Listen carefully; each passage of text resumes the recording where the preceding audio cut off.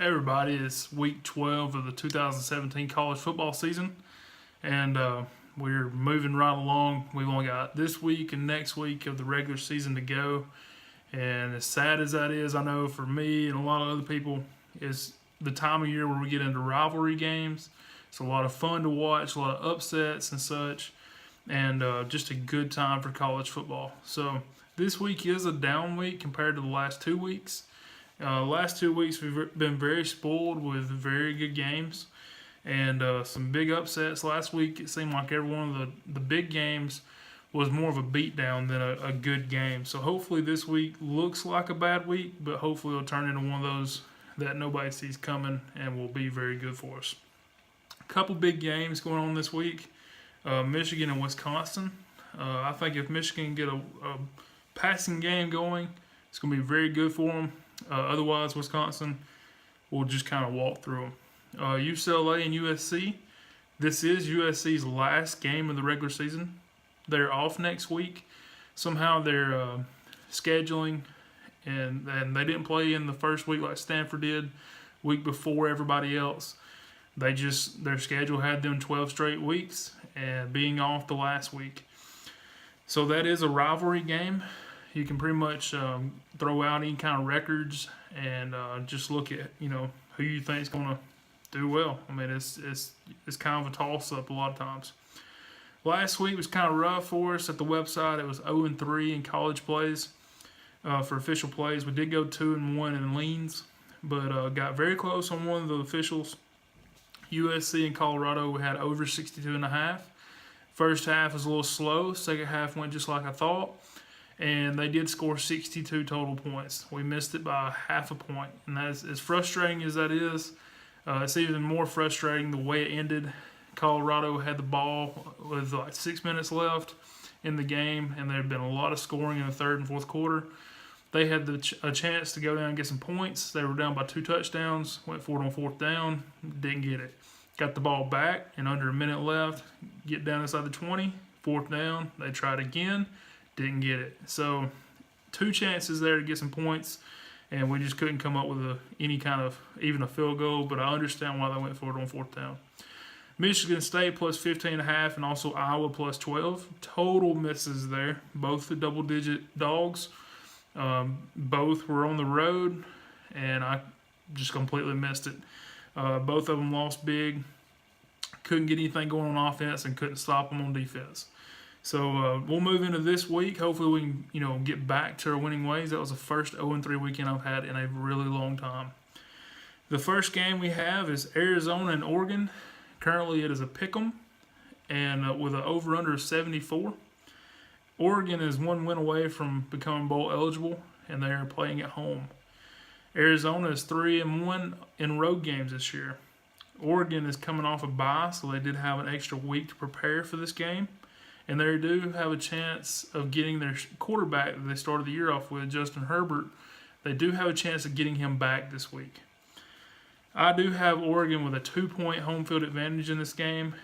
I think that, in years past, that has been closer to 2.5. But over the last couple years, it's just they haven't played really good at home. So that goes down to 2. And projected stats, we have Arizona rushing between 300 to 320 yards. Passing for 120 to 140 yards.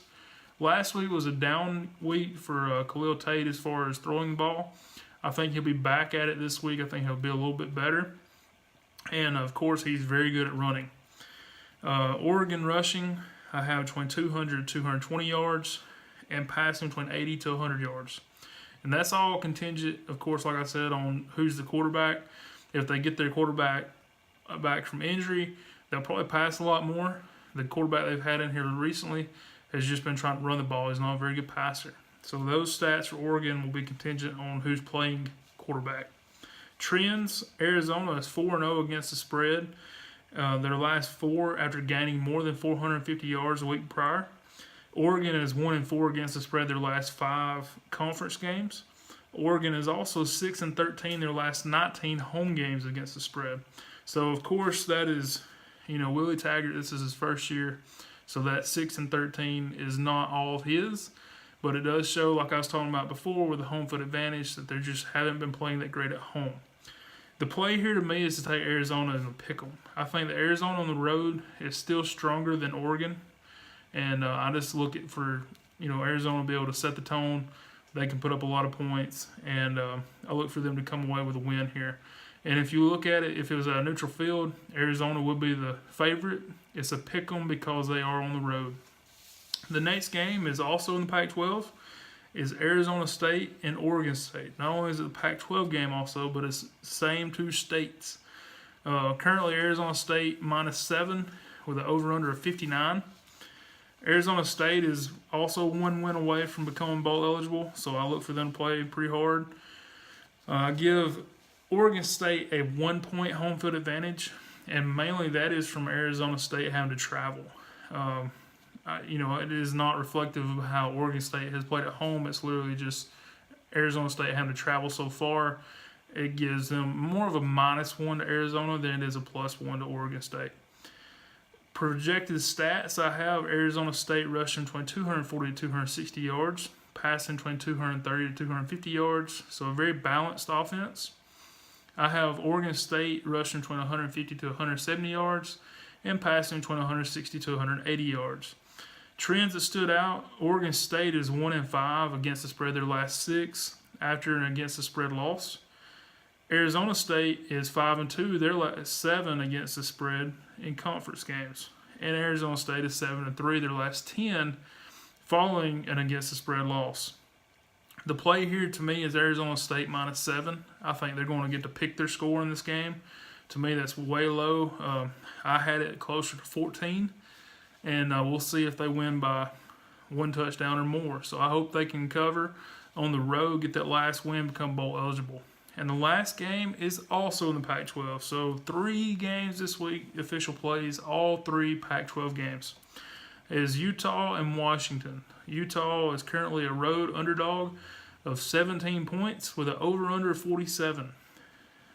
Washington is coming off being upset last Friday night against Stanford. They were on the road, they were a favorite, and Stanford covered and won the game outright.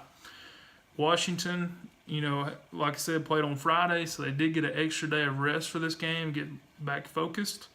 Utah is coming off a loss against Washington State. Utah has covered in this game each of the past 2 seasons. Utah is 1 win away from being bowl eligible, and UW, or Washington, has a home field advantage of 2.5 points. I see that Utah is actually down 3 of their defensive backs as far as questionable. They may play, they may not. It's possible to miss out on a couple of them. Projected stats, we've got Utah rush between 130 to 150 yards while passing between 180 to 200 yards. I've got Washington rushing between 170 to 190 yards and passing between 185 to 205 yards. Trends that stood out, all over trends. Washington to the over is 7-2, their last 9 after an against the spread loss.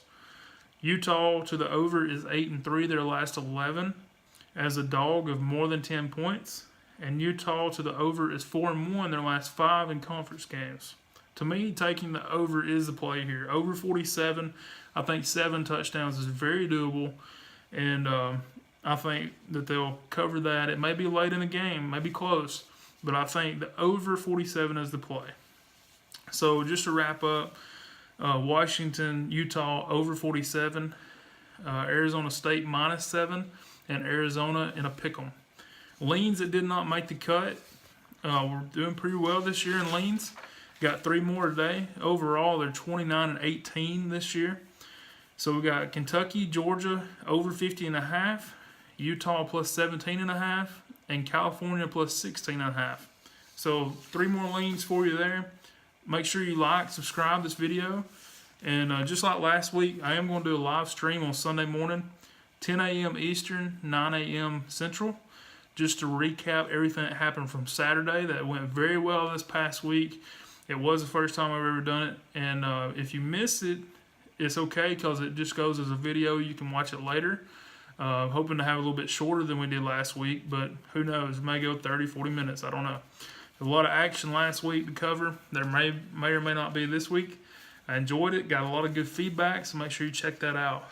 Also, follow me on Twitter at @thegoal60, and I appreciate everything you guys do. Appreciate the video views and subscriptions and likes and comments.